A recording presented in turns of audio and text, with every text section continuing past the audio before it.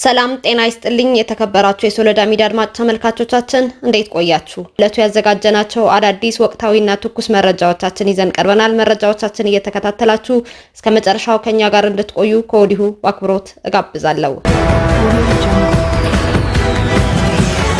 የትግራይ ክልል ጊዜያዊ አስተዳደር ፕሬዝዳንት ሌተናል ጀነራል ታደሰ ወረደ በፖለቲካ አመለካከታቸው ከኃላፊነታቸው የተባረሩ አመራሮችን ተቀብለው አነጋገሩ። የትግራይ ክልል ጊዜያዊ አስተዳደር ፕሬዝዳንት ሌተናል ጀነራል ታደሰ ወረደ በፖለቲካ አመለካከታቸው ከኃላፊነታቸው የተባረሩ አመራሮችን ተቀብለው አነጋግረዋል የተባለ ሲሆን ፕሬዝዳንቱ ትግራይ ሁሉንም አመለካከቶች መሸከም ካልቻለች ሰላምና መረጋጋት እንደማይኖርም ገልጸዋል። በፖለቲካ እምነታቸውና በአመለካከታቸው ብቻ የሚታደኑባት ትግራይ መፍቀድ የለብንም ያሉት ጀነራል ታደሰ አንድነት የሚረጋገጠው በመፈክር ሳይሆን የአንድነት ጠንቅ የሆኑ መንስኤዎችን በመፍታት ነው ብለዋል። አመራሮቹ በተለያየ ምክንያት የዞን የወረዳና የጣቢያ አመራሮች ከኃላፊነታቸው እየተነሱ ደሞዝና ጥቅሞች እየታገዱ በአንዳንድ አካባቢዎች ባለሙያዎችም ሳይቀር ከስራ እየተቀነሱ መሆናቸው ገልጸዋል።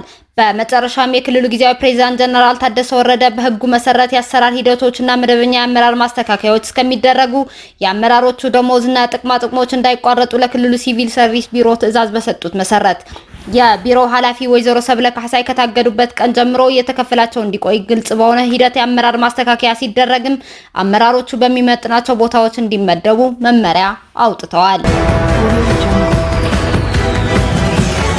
ህወሓት ያለፉትን 6 ወራት አፈጻጸምና የቀጣይ አቅጣጫዎች የሚገመግም መድረክ እያካሄድኩኝ ነው አለ። በኢትዮጵያ ብሔራዊ ምርጫ ቦርድ ለ3 ወራት ከማንኛውም አይነት የፖለቲካ እንቅስቃሴ የታገደው ህወሓት ይህንን እገዳ በመጣስ ያለፉትን 6 ወራት አፈጻጸምና የቀጣይ አቅጣጫዎችን የሚገመግም መድረክ እያካሄድኩኝ ነው ሲል አስታውቋል። ፎረሙ ብሔራዊ አንድነት ሉዓላዊነትን ለማረጋገጥ በሚል መሪ ሀሳብ እየተካሄደ እንደሆነም ከመቀለ ሐውልት አዳራሽ ህወሓት አስታውቋል። ህወሓት በኢትዮጵያ ብሔራዊ ምርጫ ቦርድ የተሰጠው የእግድ ቀነ ገደብ ሊጠናቀቅ 10 ቀናት ብቻ ይቀሩታል። የትግራይ ሲቪል ማህበራት ህብረት የክልሉ ጊዜያዊ አስተዳደር አዲስ ካቢኔ ያዋቀረበትን መንገድ ተቸ።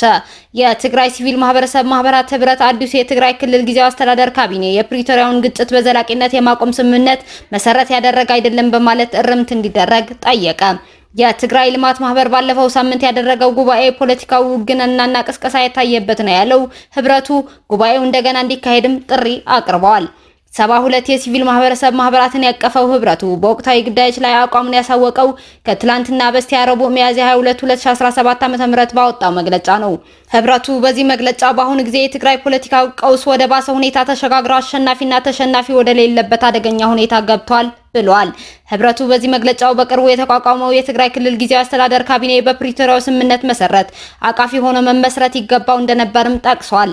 ሆኖም በሌተናል ጀነራል ታደሰ ወረደ የሚመራው ካቢኔ የፌዴራል መንግስት በክልሎች ጣልቃ የመግባት አሰራርን ብቻ ተከትሎ የተመሰረተና በጥቂት አካላት የሚመራ በመሆኑ አካሄዱ ለቅቡልነት አቃፊነትና ውጤታማነት እንቅፋት ይሆናል ሲል ህብረቱ አስገንዝበዋል። አዲሱ ካቢኔ የተዋቀረው የትግራይ ክልል ጊዜያዊ ምክር ቤት እጣ ፈንታ ምን እንደሆነ ሳይታወቅ እንደሆነ የገለጸው ህብረቱ ይህ ደግሞ የክልሉን ፖለቲካዊ ቀውስ ይበልጥ የሚያባብስ እንደሆነም አመላክቷል። አሁን ስልጣኑን የተረከበው ጊዜያዊ አስተዳደር ላለፉት 2 ዓመታት በኃላፊነት ላይ የቆየውን አስተዳደር አሰራር ከገመገመና አዲሱን መዋቅር በተመለከተ ውይይት ካካሄደ በኋላ ካቢኔው ሊመሰረት ይገባ እንደነበርም ጠቁመዋል። የጊዜያዊ አስተዳደሩ ካቢኔ ጥቂት ባለድርሻ አካላት የተሳተፉበትና አቃፊ ያልሆነ ነው ያለው መግለጫው የተቋቋመበት ሂደት እንዲታረምም ጠይቋል። በትግራይ ክልል ጊዜያዊ አስተዳደር ካቢኔ አወቃቀር ላይ ተቃዋሚ ፓርቲዎችን ባለፈው ሳምንት ተመሳሳይ ትችቶች መሰንዘራቸው ይታወሳል። የትግራይ ክልል ደቡባዊ ዞን አስተዳደርም ባለፈው ሳምንት ባወጣው መግለጫ ተመሳሳይ አቋም አንጸባርቋል። የትግራይ ሲቪል ማህበራት ህብረት በረቡዕ ዕለት መግለጫው ከጊዜያዊ አስተዳደሩ የካቢኔ አወቃቀር በተጨማሪ የትግራይ ልማት ማህበርን ጉዳይ አንስተዋል። የትግራይ ልማት ማህበር የሲቪል ማህበራት ህብረቱ አባል በመሆኑ ባለፈው ሳምንት ባካሄደው ጉባኤ ላይ የህብረቱ ተወካዮች መገኘታቸው በመግለጫው ሰፍረዋል። በጉባኤው ፖለቲካዊ ውግንናና ቅስቀሳ የታየበት እንደነበር የገለጸው ህብረቱ ይህ አካሄድ የሲቪል ማህበረሰብ ድርጅቶችን አዋጅ የሚጻረር ሲልም ተችቶታል። በ2011 ዓ.ም የተሻሻለው የሲቪል ማህበረሰብ ድርጅቶች አዋጅ የሲቪል ማህበረሰብ ድርጅት ከማናቸውም የፖለቲካ ድርጅት ያልወገነ መሆን እንዳለበትም ይደነግጋል። በባለፈው ሳምንቱ የትግራይ ልማት ማህበር ጉባኤ የተመረጠው የድርጅቱ አዲስ ቦርድ በዶክተር ደብረጽዮን ገብረ ሚካኤል በሚመራው ህወሓት በብዛት የተያዘ ነው በሚል ሲያወዛግብ ቆይቷል። የትግራይ ሲቪል ማህበረሰብ ማህበራት ህብረት በረቡዕ ዕለት መግለጫው የትግራይ ልማት ማህበርን ለሚቀጥሉ 3 ዓመታት እንዲመሩ የተመረጡት የቦርድ አባላትና አመራሮች ተቀባይነት የላቸውም ሲልም ተቃውሟል።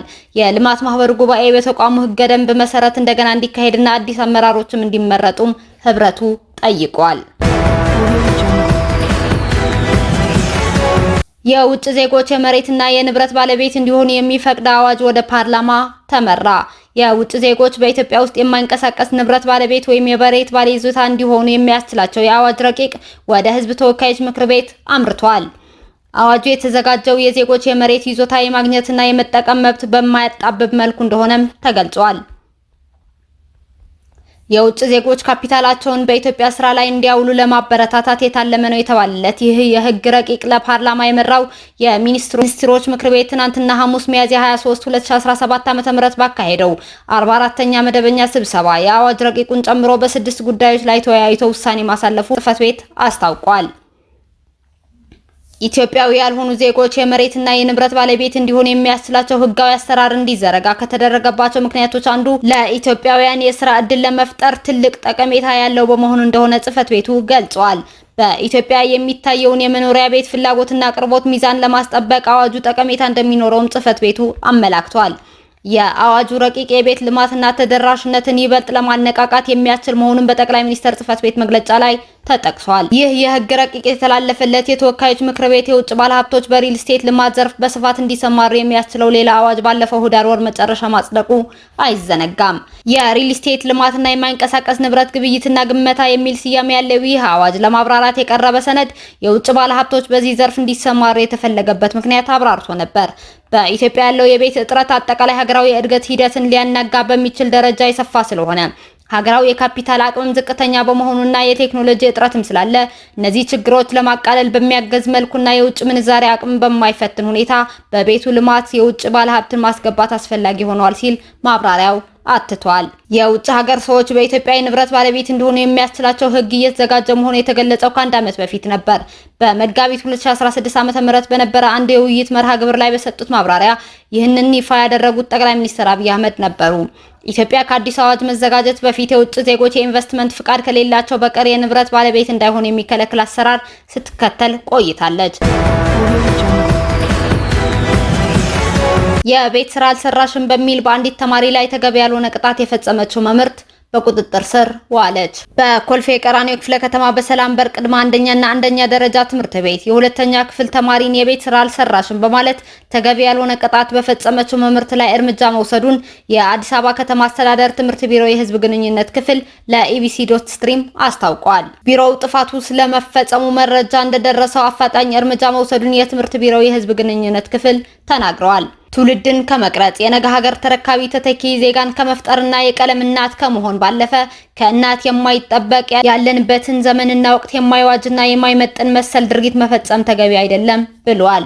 ድርጊቱ እንደተፈጸመ ጥብቅ ክትትል በማድረግ ወዲያውኑ የማጣራት ስራዎች እንዲሰሩና መምህርቷ በህግ ከለላ ውስጥ እንድትሆን መደረጉም ተገልጿል። ጉዳዩን በህግ አግባብ እንዲታይና ፍትህ እንዲገኝ በትኩረት እየተሰራ እንደሚገኝም ተገልጿል። ጉዳቱ የደረሰባት ተማሪም ሕክምና አግኝታ በጥሩ የጤንነት ሁኔታ ላይ የምትገኝ ሲሆን በዛሬው ዕለትም ትምህርቷን ጀምራለች ተብሏል። መሰል ችግሮች እንዳይፈጸሙና ለሌሎች ትምህርት እንዲሆንም ይህ እርምጃ መወሰዱ ነው የተገለጸው። በደቡብ አፍሪካ ከ40 በላይ ኢትዮጵያውያን አንድ ቤት ውስጥ ተዘግቶባቸው ተገኙ። በደቡብ አፍሪካ ከ40 በላይ ኢትዮጵያውያን ያለ ፍቃዳቸው በአንድ ቤት ውስጥ ተቆልፎባቸው ትናንትና ሐሙስ ሚያዝያ 23 2017 ዓ.ም ጠዋት መገኘታቸው የጆሃንስበርግ ፖሊስ አስታውቋል። የአካባቢው ፖሊስ ቃል አቀባይ ለመገናኛ ብዙሃን እንደተናገሩት የፖሊስ አባላት በአካባቢው ቅኝት ሲያደርጉ የሰሙትን ድምጽና ጩኸት ተከትሎ ነው ህገወጥ ስደተኞች ናቸው ያሏቸው ኢትዮጵያውያን በተዘጋባቸው ቤት ውስጥ ማግኘት የተቻለው።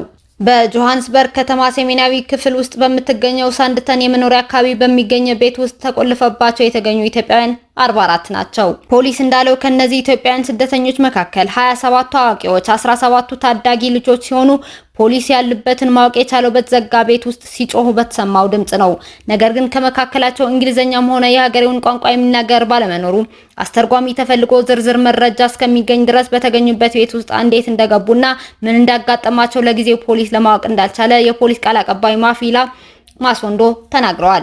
የፖሊስ ቃል አቀባይ ማቪላ ማሶንዶ ተናግረዋል። ኢትዮጵያውያን ስደተኞች ያሉበት ቦታ በፖሊስ ታውቆ በተያዘበት ጊዜ የቤቱ ባለቤትም ሆነ እዚያ ቤት ውስጥ ቆልፎ ያስቀመጣቸው ግለሰብ አልተገኘም ወይም አምልጧል ተብሎ ይታመናል።